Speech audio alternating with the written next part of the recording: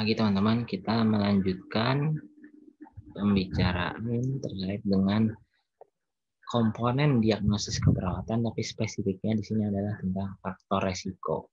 Di video sebelumnya saya mengingatkan lagi, kita sudah membahas terkait dengan label diagnostik, faktor yang berhubungan atau etiologi. Di sini kita akan berbicara mengenai faktor resiko sebagai komponen diagnosis perawatan. Yang mana kita harus ingat bahwa faktor resiko hanya ada di diagnosis keperawatan tipe risiko. Oke. Adapun tujuan pembelajaran pada kesempatan ini yaitu kita akan sama-sama memahami terkait faktor risiko sebagai komponen diagnosis keperawatan. Baik. Faktor resiko merupakan faktor lingkungan, bisa jadi, bisa juga fisiologis, bisa juga psikososial, genetik, atau elemen kimia yang meningkatkan kerentanan terhadap individu, keluarga, kelompok, atau komunitas pada kejadian yang tidak sehat pastinya.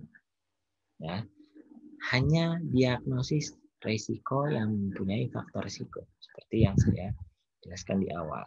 Nah, artinya di sini faktor risiko merupakan detail atau keterangan-keterangan yang mungkin akan kita lihat atau kita dengarkan dari pasien tentang kondisinya.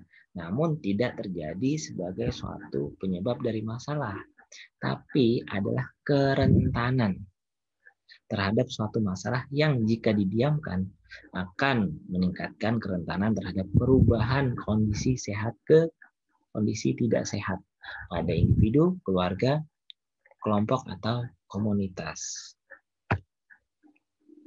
Sebagai contoh, risiko infeksi. Ada di sini faktor risikonya. Misalkan, seseorang kemungkinan akan mempunyai kerentanan terhadap infeksi, dalam hal ini risiko infeksi.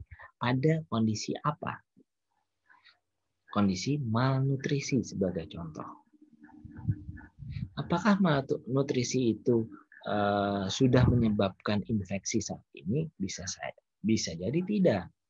Karena infeksi belum terjadi. Tapi ketika orang dengan malnutrisi didiamkan pada status kesehatannya tersebut, bisa saja nanti suatu saat akan terjadi infeksi atau potensial terjadi infeksi atau rentan terjadi infeksi, sehingga diagnosis keperawatannya itu resiko infeksi. Ya. Apakah nanti akibat dari suatu organisme atau tentang sesuatu hal yang menyebabkan kondisinya itu memburuk, bisa saja terjadi infeksi akibat dari nutrisi yang tidak kita tangani sejak awal. Itu.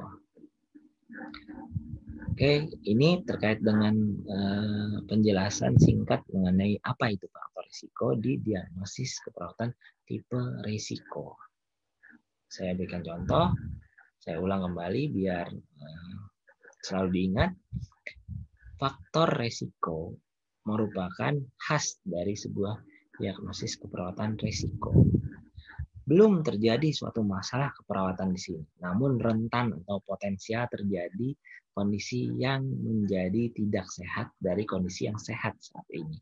Jika data yang kita dapatkan tersebut tidak kita antisipasi sekarang, maka kemungkinan akan menjadi rentan di masa akan datang. Itu yang namanya diagnosis keperawatan tipe risiko. Baik, mudah-mudahan materi singkat pada hari ini bermanfaat untuk semua. Sampai berjumpa di video selanjutnya. Terima kasih.